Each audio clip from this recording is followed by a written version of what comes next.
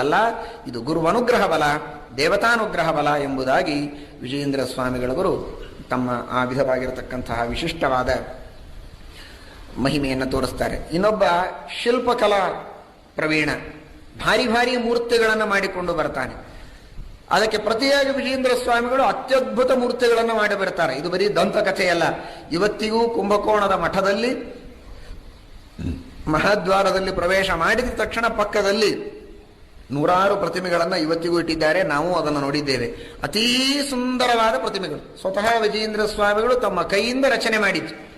ಅಷ್ಟು ಸುಂದರವಾದ ಪ್ರತಿಮೆಗಳನ್ನು, ಪಂಚಲೋಹದ ಪ್ರತಿಮೆಗಳನ್ನು ಮಾಡಿಟ್ಟಿದ್ದು ಇವತ್ತಿಗೂ ಅದು ಎಲ್ಲರಿಗೂ ನೋಡ್ಲಿಕ್ಕೆ ಸಿಗತ್ತೆ. ಅಂತಹ ಮಹಾ ಶಿಲ್ಪಕಲೆಯಲ್ಲಿಯೂ ಕೂಡ ಗೆದ್ದು ತೋರಿಸ್ತಾರೆ. ಇನ್ನೊಬ್ಬ ಸ್ವರ್ಣಕಾರ ಭಾರೀ ರತ್ನದ ಪದಕಗಳನ್ನೆಲ್ಲ ಮಾಡುತ್ತಿರ್ತಾನೆ.